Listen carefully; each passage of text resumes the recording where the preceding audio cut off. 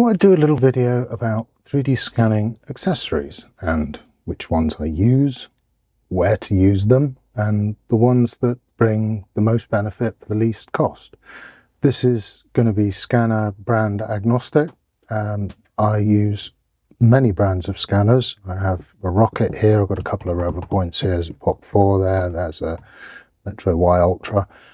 I use these accessories with all brands. They are universal.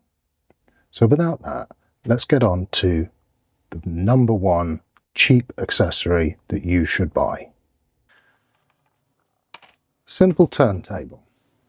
This makes scanning of reasonably small objects incredibly easy because we can just place the object on the turntable and rotate it while we scan. These are called Lazy Suzan. You can stick marker dots on them like I've done here. They cost about 10 bucks on Amazon or wherever, and they will make your life a heck of a lot easier because you can just rotate the object around as you scan it. Number two on my list is an extension of the turntable in that a motorized turntable. This one here is excellent. This is the Revopoint dual axis turntable. You can see it rotates, we can tilt it.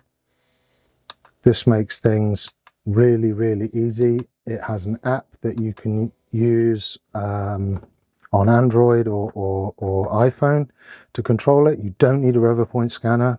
I use this with Creality, with Einscan, with everything. And this thing really is excellent. And not very expensive either. I think they're about 100 bucks. Definitely something. I mean, you probably, if you're into Revopoint, you've probably got one of these already. If you're a Creality person, they don't give turntables. Seriously, get one of these. They are great. Next up, scanning spray. You may think this stuff is expensive or unnecessary. Seriously, it's 30 quid or around that, 30 bucks for a can of this stuff. I can't remember how much the Revopoint stuff is. It's about the same. It makes your life so much easier. Although the scanners can scan things that are black with white or varying contrast, it's very difficult to set the exposures exactly right so that they capture everything. So what this does is basically make everything uniformly reflective.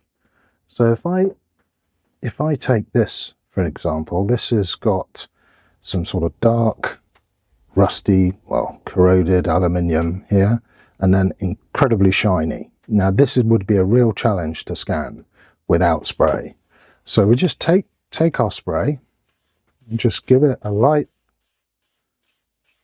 coating like that. Wait a few seconds and you can see that everything's going white, including my fingers. This will save you tons of time and tons of headache. Get some of this. And the great thing, this is the sublimating stuff. So it says here 2 to 6 hours.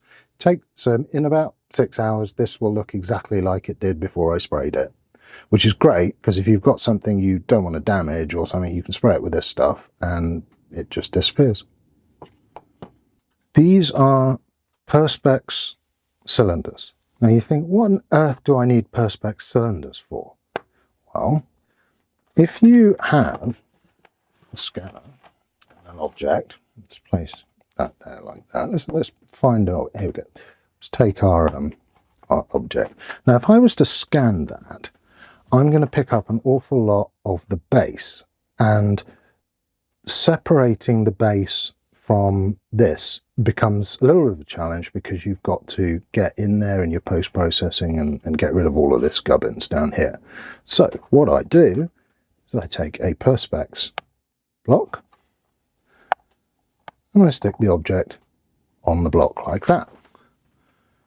Now the Perspex won't be picked up by the scanner because it just reflects the light. Just move that so you can see it. And it makes separating the object from my marker targets incredibly simple. And again, they're cheap, like $10 on Amazon. Now, if you already have the dual axis turntable, I highly recommend you 3D print this. This gives you a whole bunch of lots of features, different angles and such like for the scanner to pick up, plus these little blocks which you can stick in various places, and it sits nicely on the base, and then we can just place our object there. It gives loads of markers to pick up for the scanner to register against. And even if you're scanning in non-marker modes, in feature modes, the amount of features on this base mean that if you're trying to scan something that's featureless, say like this tin, like that, which is a cylinder, your scanner can register against the features on here and track it. And then finally, marker blocks. I see people scanning things by sticking these little dots, marker targets, all over the object. Don't do that. There's really very few reasons to do that unless you're scanning something that's very big and very, very flat. If it's fairly small, I mean, I think in my previous video, I scanned a massive piece of car trim. I didn't stick a single marker on it. I stuck markers around it using these things. Now you can buy these. This one here's these ones are Revopoint ones. They've got magnets on them. They're pretty cool for that because you can just sort of stick them to like a car door or something like that, assuming your car isn't made of aluminium. This one's 3D printed, and I've just stuck marker dots on it.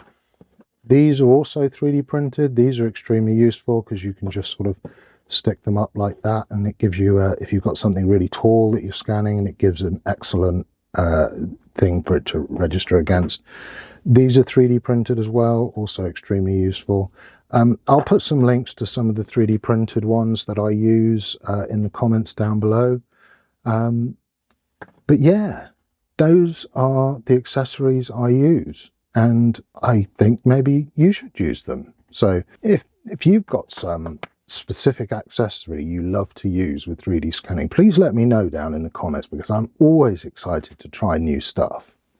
Anyway, thank you very much for watching, and I'll see you on the next one. Bye bye.